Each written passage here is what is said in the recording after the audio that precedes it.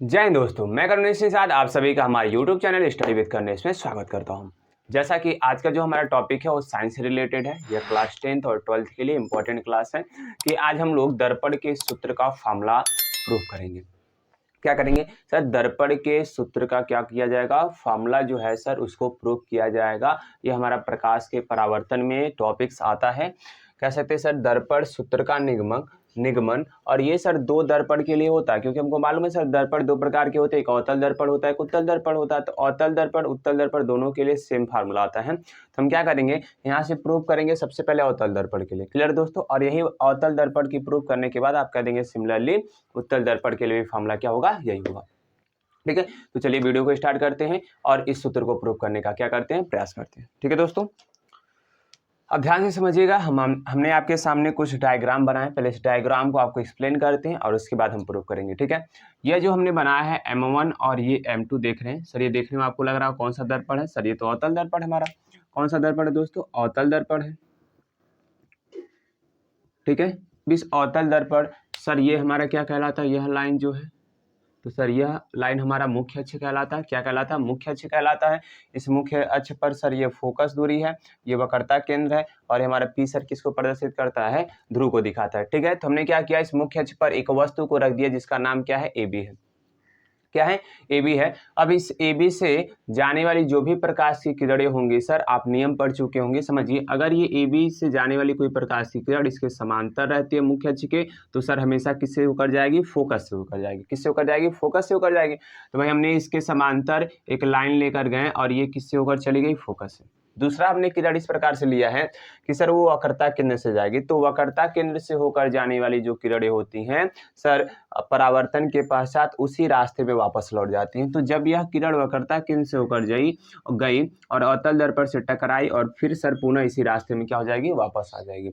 तो सर यहाँ पे क्या होगा कि जब अब इमेज कहाँ बनता है, प्रतिबिंब कहाँ बनता है? तो ध्यान से समझेंगे कि जब कोई दो किरणें जिस बिंदु पर एक दूसरे को कह सकते हैं सर काटती हैं, वहीं पर इमेज बनता है। ठीक है ना? तो ध्यान से देखेंगे सर, इस पॉइंट पर एक दूसरे को काटे थे, ये वाला जो पॉइंट है, तो सर ये हमारा इमेज बनेगा। तो एक्स एक्सिस पे ए पॉइंट था तो यहाँ पे ए डैश कर दिए, इसे लंबवत हम ड्रॉ करते हैं।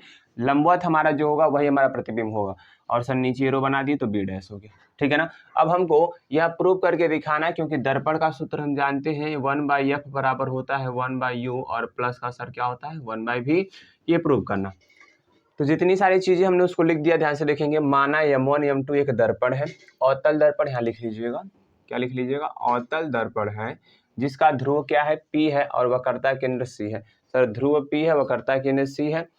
AB एक वस्तु हमने मान लिया है, तो सर इसका प्रतिबिंब कौन है? A डैश B डैश है। इतना लिखने की बहुत मतलब आवश्यकता नहीं, लेकिन इतना लिख दीजिएगा। ठीक है, अब हम चलते प्रूव करने के लिए। तो सर प्रूव करने के लिए हमको क्या करना पड़ेगा, ध्यान से समझते हैं।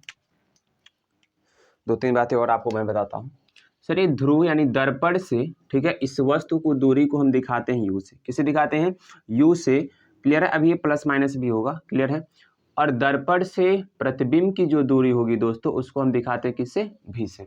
और आप जानते हैं कि सर मुख्य फोकस और ध्रुव के बीच की दूरी को फोकस दूरी कहते हैं, जिसे किससे दिखाते हैं? स्मॉल f से दिखाते हैं। तो ये दूरी इंपॉर्टेंट है। ठीक है, और दूसरी बात कि सर दर्पण से वक्रता केंद्र की जो बीच की दूरी होती है उसे सर हम कहते हैं वक्रता त्रिज्या, जिसे दिखाते हैं किससे? कैपिटल R से। तो यह हमारे तीनों पॉइंट इतने हैं और इसी से हम लोग फार्मूला क्या करेंगे? प्रूव करेंगे। ठीक है, तो चलिए क्या करते हैं, आपको दो त्रिभुज दिख रहा होगा, एक ABC और दूसरा CA डैश B डैश। समरूप त्रिभुज लेते हैं, लिखेंगे समरूप त्रिभुज ABC तथा A डैश B डैश और C में।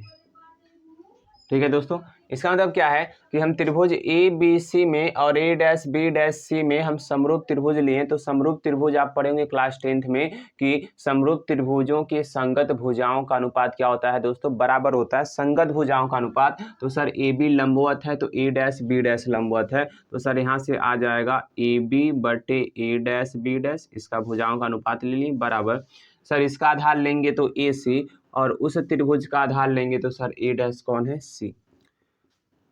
संगत भुजाओं का अनुपात बराबर होता है, तो इसे समीकरण नंबर हम क्या कर देंगे सर? 1 कर देंगे। ठीक है। दोबारा सर हम इस त्रिभुज को लेते हैं ए डैश बी डैश एफ को और एफ डी एन को। अब यहाँ पे हमने क्या किया, डी पॉइंट से इस मुख्य अक्ष पर एक परपेंडिकुलर ड्रॉ किया है एन पॉइंट पे जहाँ कट करता है। तो लिखेंगे दूसरा त्रिभुज समरूप त्रिभुज ए डैश बी डैश एफ तथा त्रिभुज डी एन एफ में। अब समझो, हमने अभी बताया कि समरूप त्रिभुज में संगत भुजाओं का अनुपात बराबर होता है। कहने का मतलब क्या है कि सर अगर ये दोनों त्रिभुज समरूप हैं, ए बी सी नाम है और इसका पी क्यू आर है, तो सर ए बी का संगत भुजा पी क्यू होगा तो ए बी बटे पी क्यू, सर ए सी का संगत भुजा पी आर होगा तो ए सी बटे पी आर, और सर बी सी का संगत भुजा क्यू आर होगा तो बी सी बटे क्यू आर। ये तीनों ही आपस में क्या होंगे, बराबर होंगे। क्लास 10th में थेल्स थ्योरम में आप प्रूव कर चुके होंगे, ठीक है ना। अब चलिए हम क्या करते हैं, अब आगे चलते हैं। इस त्रिभुज को हमने लिया था, इस वाले छोटे वाले को इस वाले, तो सर इसका ऊंचाई डी एन है कह सकते हैं लंबाई, और इसका ए डैश बी डैश है, तो कहेंगे sir D N upon A dash B dash is equal to, अब इसका आधार लेंगे तो एफ एन और इसका आधार लेंगे तो सर ए डैश एफ, मतलब एन एफ अपान सर ए डैश एफ हो जाएगा। ठीक है दोस्तों, अब ध्यान से देखिए, क्या जो डी एन है वही सर ए बी के लंबाई के बराबर होगा, ये ए बी है भाई, ए बी के बराबर होगा बिल्कुल सर। तो यहाँ लिखेंगे चूंकि जो डी एन है सर वो बराबर है ए बी के, ठीक है ना। और क्या सर, ध्यान से समझेंगे, अगर हम इसको, जैसे ये क्या होता है डी एन हमारा थोड़ा सा इससे ज़्यादा दूरी पर, लेकिन ऐसा नहीं होता है, ठीक है, उससे कम ही डिस्टेंस पर होता है। तो ये समझ लेंगे कि जो ये एन पॉइंट है ना, सपोज कर लेते हैं कि ये बिल्कुल ध्रुव के निकट है। किसके निकट है, ध्रुव के निकट है, तो कह सकते हैं जो एन एफ होगा सर उसे हम एफ पी के बराबर कर सकते हैं, ठीक है। एन एफ जो है सर वो बराबर कर सकते हैं किसके, पी एफ के। क्या समझ में आ रहा है आपको, हमने क्या कहा, पहली बात सर ये जो डी एन होगा ए बी के बराबर होगा, सर डी एन जो होगा ए बी के बराबर होगा। अब यहाँ पे हम क्या कह रहे हैं कि अच्छा इसको मैं चेंज करके लिख दे रहा हूँ, नहीं तो बाद में आप फिर कहेंगे सर कैसे हो गया। तो इसके इक्वेशन बना लीजिए, तो डी एन की जगह पे हम ए बी रख दे रहे हैं, तो ए बी बटे आ जाएगा ए डैश बी डैश और बराबर सर एन एफ बटे ए डैश एफ।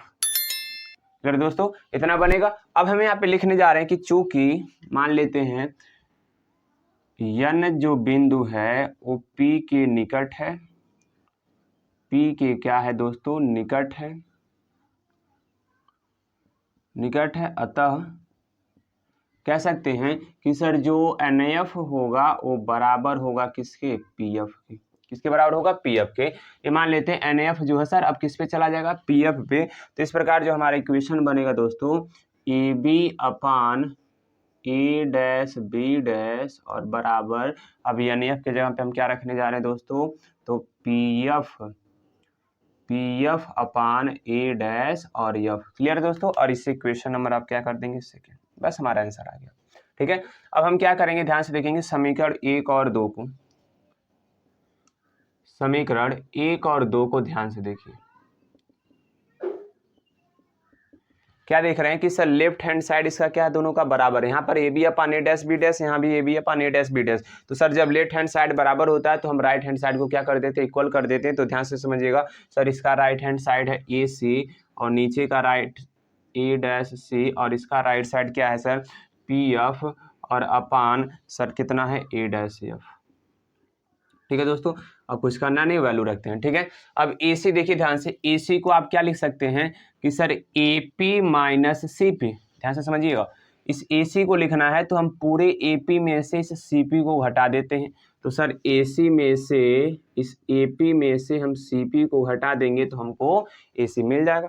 मैं नीचे बना दे रहा हूँ, ध्यान से देखिए, यह ए है, ये P है और ये हमारा क्या है, C है। हमको AC चाहिए, तो सर अगर पूरे में से इस छोटे वाले को हटा देंगे तो मिल जाएगा। तो सर वही किया हूँ, ठीक है, बट A डैश C में आ जाइए, A डैश C में। अब यहाँ पे समझिए A डैश इसको मान लीजिए और इसको मान लीजिए क्या, C। ठीक है, अब A डैश C की वैल्यू चाहिए तो CP में से A डैश P को घटा दिया जाए। ठीक है, CP में से A डैश P को घटा देंगे sir, CP minus A dash P, तो सर हमको क्या मिल जाएगा, A डैश C मिल जाएगा। आगे चलते हैं, PF तो सर वैसे ही रहेगा, इसमें कोई चेंजिंग नहीं है, अपान A डैश F को देखिए, A डैश F, तो A डैश यहाँ बीच में F कर लीजिए, इसको हटा दीजिए। ठीक है। अब ए डैश एफ की वैल्यू चाहिए, तो सर ए डैश पी में से पी एफ घटा दीजिए। सर ए डैश एफ में से हम पी एफ क्या कर दे रहे हैं, घटा दे रहे हैं, तो सर हमारा आंसर आ गया। ध्यान से देखेंगे एपी की वैल्यू देखिए सर, एपी की वैल्यू कितनी है सर, यू है। ठीक है, अब ध्यान से रखें, सुनेंगे यहाँ से। सर हम जानते हैं कि आप चतुर्थांश का नाम सुने होंगे सर, यह प्लस होता है, यह माइनस होता है, यह प्लस होता है, यह माइनस होता है। तो P को आप ध्रुव मानिए, मूल बिंदु मानिए। तो जब P से जब इधर जाएंगे तो सर डिस्टेंस कैसा लेंगे आप, माइनस का लेंगे। तो ध्यान से देखिए, जो सर P को मूल बिंदु मानेंगे तो इधर आएंगे तो U कैसा होगा आपका, माइनस होगा। तो सर माइनस का U, माइनस पहले से दिया था। सीपी की वैल्यू क्या आप माने हैं सर, आर माने हैं। सीपी हुआ करता है त्रिज्या, तो सर ये भी हमारा क्या हो जाएगा, माइनस का आर अपान सर सीपी फिर आया तो सीपी का सर वैल्यू तो माइनस आर आपने लिखा है, माइनस ए डैश पी। तो सर ए डैश पी, तो ये दर्पण से प्रतिबिंब की दूरी, तो इसे भी माने तो सर ये भी माइनस भी हो जाएगा, बराबर। ठीक है, पीएफ की वैल्यू देखो ध्यान से, पीएफ की वैल्यू सर दर्पण से फोकस की दूरी को किससे दिखाते हैं, स्मॉल एफ से। और सर ये माइनस हो जाएगा क्योंकि दर्पण इधर आ रहा है। और ए डैश एफ, अब देखो ध्यान से, ए डैश एफ की वैल्यू गड़बड़ हो रही क्या जी, ये तो गड़बड़ कर दिया हूं मैं। ए डैश एफ को क्या लिखना था, एपी माइनस एफ पी लिखना था, ये एपी है दोस्तों। ठीक है, नहीं गड़बड़ हो गया, थोड़ा सा देख लेंगे। एपी की वैल्यू सर कितनी है, ए डैश पी होगा। ठीक है, दोबारा समझा देता हूँ, ये थोड़ा सा कंफ्यूज आप हो जाएंगे। ठीक है ना, कैसे, एक बार देख लेंगे आप लोग। ए डैश है ये एफ है और ये क्या है, पी है। तो ए एफ डैश चाहिए हमको सर, ये वाली वैल्यू चाहिए, तो पूरे ए डैश पी में से एफ पी घटाएंगे तो वही ए डैश पी, थोड़ा सा मिस्टेक हो गया था, कोई बात नहीं, देख लेंगे आप लोग। चलिए, अब ए डैश पी की वैल्यू सर किसके है, दर्पण से प्रतिबिंब की दूरी को किससे दिखाते हैं सर, माइनस भी हो गया, माइनस पी एफ सर हमारा क्या है, एफ है, तो सर यहाँ पे माइनस एफ। अब इसी को सॉल्व करना है, ठीक है ना। तो चलिए सॉल्व करते हैं। तो सर माइनस यू, और माइनस का गुणा माइनस में करेंगे तो प्लस का आर, नीचे माइनस का आर, माइनस का गुणा माइनस में करेंगे तो प्लस का भी, बराबर सर माइनस का एफ और बटे माइनस का भी, माइनस का गुणा माइनस में कर दीजिए तो प्लस का क्या आ जाएगा, एफ आ जाएगा। क्लियर दोस्तों। अब आप जानते होंगे कि इसके पहले आप सूत्र पढ़ चुके होंगे कि आर बराबर होता है 2f, पढ़े होंगे दोस्तों, ये फिक्स ही पढ़े होंगे। ठीक है, इसके पहले ही पढ़ा जाता है। तो sir R equal to 2f, R की जगह पे हम रख देंगे 2f, यानी माइनस का u प्लस इसके जगह पे सर 2f आ गया, फिर आर की जगह पे 2f रखेंगे तो माइनस का 2f और प्लस का सर भी, बराबर माइनस का f और बटे सर माइनस का भी प्लस का f। क्लियर है। अब हम क्या करेंगे सर, तिर्यक गुणा करेंगे। क्या करेंगे, तिर्यक गुणा करते हैं, तो कर दिए भाई। इस पहले मैं लिख देता हूँ, माइनस यू प्लस 2f का गुणा होगा सर माइनस भी प्लस एफ में, इसका गुणा सर इसमें होगा, बराबर सर इसका गुणा इसमें करेंगे तो माइनस 2f प्लस का भी का गुणा होगा सर किसमें, माइनस का एफ में। क्लियर दोस्तों। तो अब यहाँ से हमारे पास वैल्यू आ जाएगा, गुणा कर लेते हैं। तो अब इसकी जरूरत, फिगर की जरूरत हमारे पास नहीं है, तो मैं इसको क्या कर दे रहा हूँ, मिटा दे रहा हूँ दोस्तों।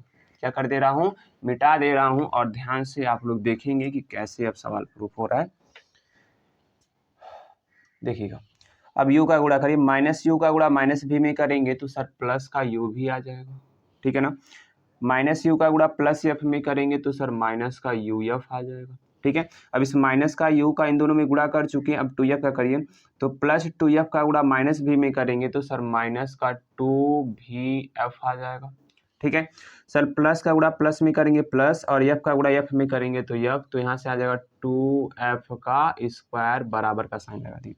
अब हम माइनस से एफ का गुणा इसमें करिए तो माइनस का गुणा माइनस में करेंगे प्लस, और 2f का गुणा एफ में करेंगे तो आ जाएगा सर 2f स्क्वायर, ठीक है। सर माइनस और प्लस होता है माइनस, और उसके बाद भी का गुणा एफ में कर देंगे तो आ जाएगा सर भी एफ, ठीक है।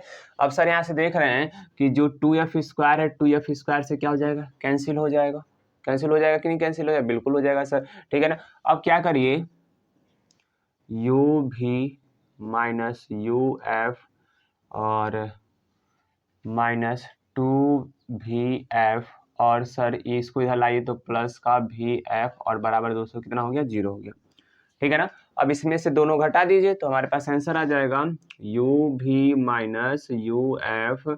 ये देखो माइनस में से -2 है, +1 है, घटाओगे तो माइनस का vf बराबर कितना आ गया, 0। ठीक है। अब क्या करते हैं, इन दोनों को उधर लेकर चलते हैं, क्योंकि माइनस है तो सर हमारे पास आ जाएगा यू एफ प्लस भी एफ, और इधर क्या बच जाएगा, यू भी बच जाएगा।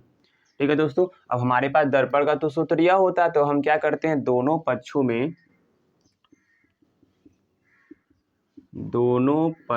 में यू भी एफ से भाग दे देते हैं। ठीक है दोस्तों, तो भाग देने पर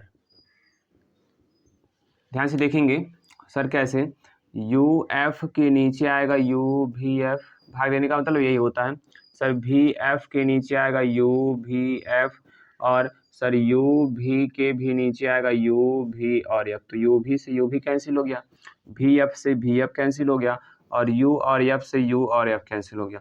हमारे पास यहाँ बचेगा सर 1/v, यहाँ पे बचेगा 1/u, और यहाँ पे बच जाएगा 1/f, और इसको सीधा करके दोस्तों लिख लेंगे तो 1/f बराबर आ जाएगा आपके पास 1/u प्लस 1/ कितना v, और यही आपके दर्पण का क्या हो जाएगा, सूत्र हो जाएगा।